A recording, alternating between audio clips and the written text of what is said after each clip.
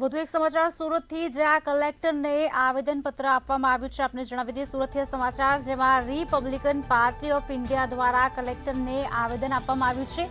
ભારતીય સંવિધાન પ્રાકૃતિક તોડફોડ મામલે આવેદન અપાયું છે. સંવિધાન પ્રતિકૃતિ તોડફોડ કરનાર સામે કડક કાર્યવાહીની માંગ કરવામાં આવી છે. ભીમ સૈનિક સોમનાથ સૂર્યવંશીની કસ્ટડીમાં ઉચ્ચ સ્તરીય તપાસની માંગ કરાઈ છે.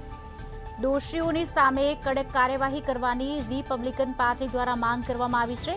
ત્યારે સુરતથી આ સમાચાર, જેમાં રિપબ્લિકન પાર્ટી ઓફ ઇન્ડિયા દ્વારા કલેક્ટરને આવેદન આપવામાં આવ્યું છે. ભારતીય સંવિધાન પ્રતિકૃતિ તોડફોડ મામલે આવેદન અપાયું છે.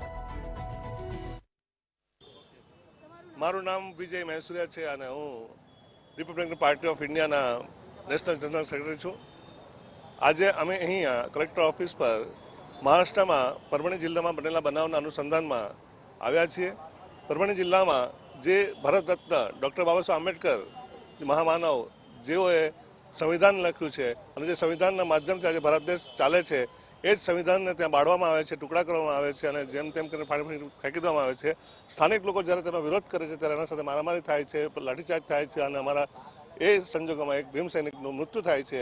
આવા જઘન્ય કૃત્ય કરનારાઓ, અસામાજિક તત્વો અને જે લોકો આવા ભેદભાવ રાખે છે, એવા વ્યક્તિઓને સખત નસીહત થાય. मैं एडवोकेट नवीन चौहान, हमारे रिपब्लिकन पार्टी ऑफ इंडिया का राष्ट्रीय उपाध्यक्ष हूँ. हम लोगों ने महाराष्ट्र में जो घटना हुई, महाराष्ट्र के एक जिले में, वो परवड़ी जिले में बाबा साहब की प्रतिमा, संविधान की प्रतिमा के साथ छेड़छाड़ किया और छेड़छाड़ करने वाले को जब हमारे भीम सैनिक बचा रहे थे, सुरक्षा कर रहे थे, तो उनके साथ में पुलिस ने मारपीट की और मारपीट के वजह से वो भीम सैनिक मर गए.